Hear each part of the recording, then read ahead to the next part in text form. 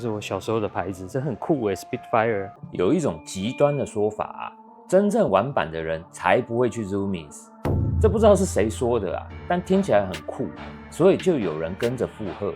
但会这样说它啊，反而表示 Zoomies 是一个很酷的地方，因为要踩它才能显得自己更酷。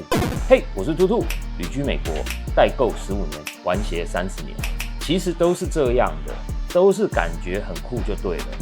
今天我们就来看看这间感觉很酷的店 Zoomies， 准备好了吗 ？3、2、1 ，Let's go！ Zoomies 是滑板店，随着时间的演变啊，有一点点变成街头流行服饰店，多多少少有一点现在流行什么它就卖什么，但它还是协同很纯正的板店。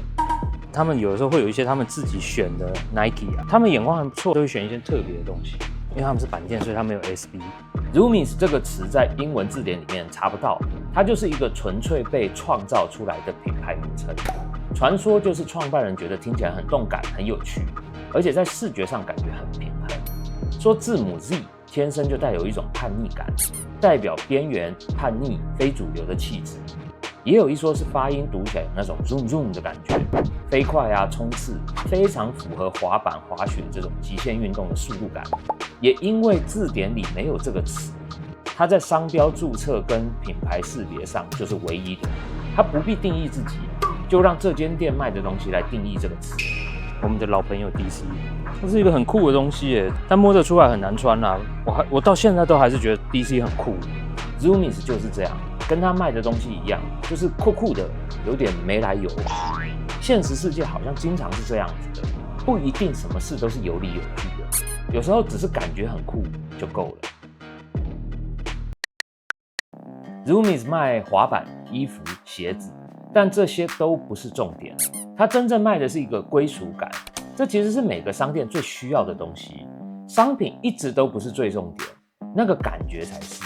你走进来，这个氛围、这个音乐、这个环境，让你觉得自己变酷了。Zoomies 就是要卖你这种感觉。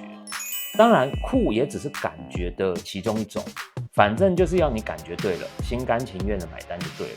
古早人说不招人妒是庸才，所以每个会被人家拿出来讲的品牌或是店啊，都在某种程度上是已经被肯定的。会有人说，真正玩板的人才不去 Zoomies。这句话的潜台词就表示很多玩板的人会去 Zoomies， 不然他会讲真正玩板的人才不会去别的地方，会讲不会去比 Zoomies 更酷的地方，那样才会凸显自己更酷。反正就是一定要比啊，没逻辑也要比。但酷其实本来就是一种没有逻辑的东西。这个酷的游戏的玩法啊，刚好可以用一个品牌当例子。2013年有一个横空出世的品牌叫 Been Trio， 粗略带过啊，就是 Kanye West 身边的创意团队搞出来的，里面有当时还没那么出名的 Virgil Abloh。他们做了一件很简单的事，就是把 hashtag 那个井字号印在衣服上面，然后把一条鞋带卖$100，把一件普通 T 恤卖3倍的价钱，反正就是没有道理，然后莫名其妙，让 Kanye West 穿 ，Rihanna 穿，很多明星都穿，所以他就红了。然后 Zoomies 看到了，就赶快跟风，赶快进场，赶快上架，然后卖爆。所以 Zoomies 就像一个酷的期货市场，找到还没红但正在次文化里发酵的东西，然后第一个把它放进 mall 里面，还没红的就先上架，正在红的就最大化的变现，不红了就立刻换下一位。这其实不是什么阴谋啊，这就是很简单的商业模式啊，但这就是最真实的这些酷的游戏的玩法。那 Been Trio 后来怎么了呢？ Been Trio 火红了2年，接着团队各自飞 ，Virgil 去做 Off-White， 其他人去做自己的品牌啊。Been Trio 被卖给 Pacsun， 然后 Zoomies 呢，他早就进下一批货了，同时在物色另一个即将起飞的牌子，准备再赌一把，然后再赢一把。当然不是每一次都会赌赢的，但就是不会停的，就是继续。Pacsun 买了 Been Trio 之后呢，也就继续上架卖，继续试着压榨出最后的价值，只是可能骗不到那么多人了。然后 Pacsun 自己也被卖给私募基金，资本就是这样，一棒接一棒，有人欢喜，有人愁，但游戏不会停。Zoomies 继续推下一个你现在不知道，但可能明年就会知道的品牌。Been Trio 不是第一个，也不会是最后一个。资本不在乎酷有没有逻辑，也不在乎酷的意义，只在乎库还有多少剩余价值，只在乎怎么样才能榨干它。也许有一天 Bintrio 也会又再被转卖给谁，换人来压榨看看。这一步我们见过很多次了。这些东西摊在阳光下，听起来有点恶心，对不对？但是说实话，那个时候我也买 Bintrio， 买来穿也买来卖，而且卖得很开心，跟我买的人也很开心。我们都知道这个游戏是这样玩的，但我们还是玩得有来有去的。没有跟着玩的人也跟着骂，或是跟着假装看透一切，跟着说自己早就知道了。Again， 因为这是很酷的东西，要跟风就要跟风很酷的东西，才会显得自己很酷。要踩也是要踩很酷的东西，才会显得自己更酷。所以其实这种酷啊，好像也不是没有逻辑的，至少是有一个模板的，就都是这同一个套路。这游戏都是这么回事，潮流啊、时尚啊、球鞋啊，不都是跟风，都是没人抢的东西。每一次有很酷的品牌横空出世，你就会听到主理人说，要大家做自己，穿出自己的风格，不要跟风。然后呢，他卖的东西又不是只有一件，所以总有一些人会跟你穿一样的，所以他想要你买他家的产品，换个方式也还是要你跟风。就其实大家都在玩同样的把戏，只是说辞不同。这是潮流有一点点伪善的地方，要你不要跟风，因为跟风不酷。但那是不要跟别人的风，跟他的品牌的风就可以，跟他的风就酷了。所以这个游戏规则好像也是因人而异啊，好像也没什么逻辑啊，但好像浅显易懂。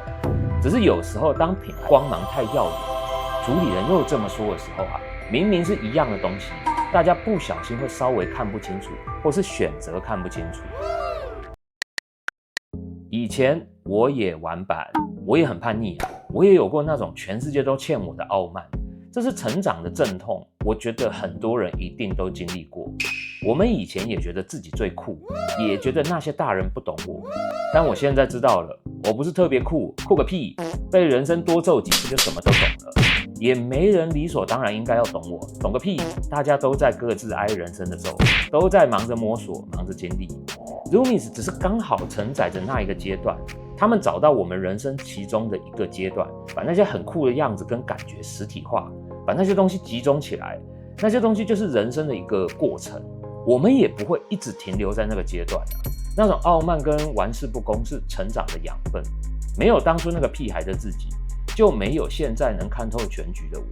所以这酷与不酷啊，其实都只是过程。